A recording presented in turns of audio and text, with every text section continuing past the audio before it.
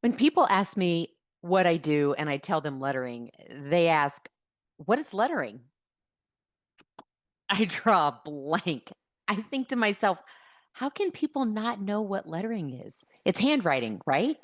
Yes, I do teach handwriting, print and cursive, and I teach really fun lettering styles too, like twinkle and zombie. And I teach all ages, from kiddos to retirees, and I teach them using a Blackwing pencil. But I got started by teaching graphic recorders and facilitators to bring more value into their client work. And as a visual practitioner, when I'm graphic facilitating, I use Neuland markers, these markers, especially this big one, art marker, which is the largest art marker in the world. And I teach them how to use these professional tools to write a variety of lettering styles that allows me to capture all the great work that's happening in the room. Now, I use the term lettering because it's not just handwriting and it's different from calligraphy. Rather than me try to explain, let me show you some examples of my work, me teaching, and some of the before and after examples of my students' work after taking lettering classes and workshops from me. I've asked a couple of my colleagues, Caroline and Claire from the UK, to talk about what they learned in my lettering workshops. When you work with Heather, it's an experience and an experiential learning. So what that means is that you come in at wherever you are, and wherever you are, you will improve and you will take the practice of lettering deeper within your own practice. You could see the change instantly the day after the training. You could look at something from the day before and compare it to something the day after, and there was a clear difference. The way that Heather teaches is she really takes you into the letters. She breaks them down. She does extremely good practical teaching so that you learn bit by bit, and then your brain allows you to pull the things together and you come out not only with a practical set of handwriting skills, as it were, but you also have a connection to the letters yourself.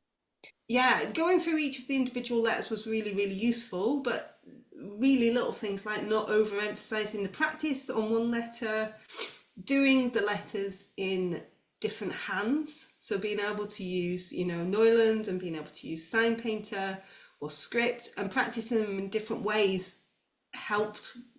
It maybe sounds contradictory, but I think it helped me to develop each of the styles anyway.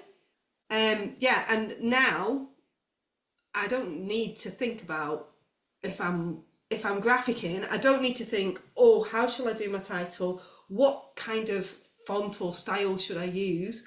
I've got a repertoire, and they're there, and they come out of my hands because it is ingrained in the muscle memory. So I'm listening. I'm not thinking about what's going on there and how I'm going to do it. I can whack up a title really easily, and I'm in the zone, and I'm listening to the client, and I'm getting everything that they need on the board, I think. The pragmatic and the practical, I want that too.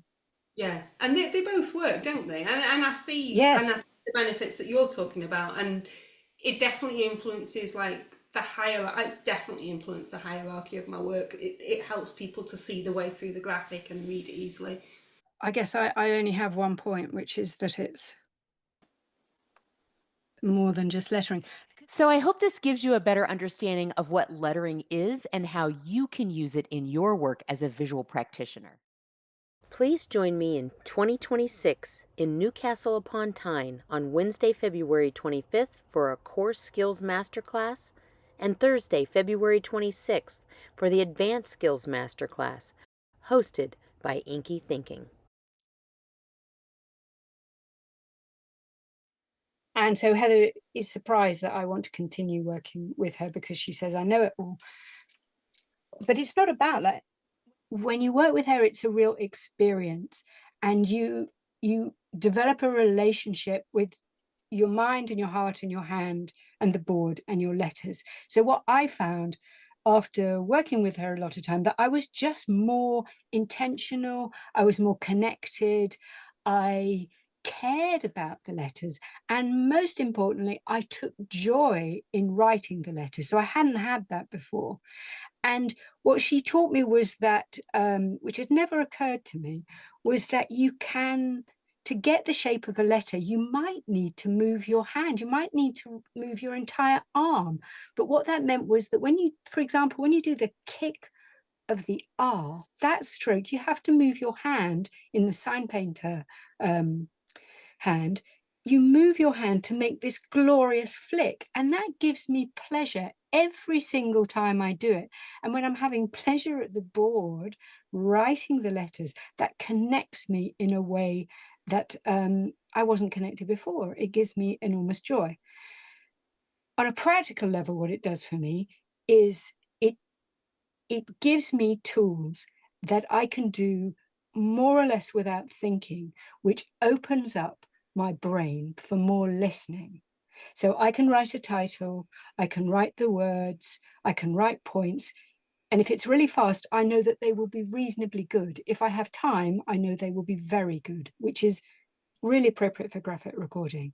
So I have practical skills, and I also have a joy and connection with letters that I never knew was possible.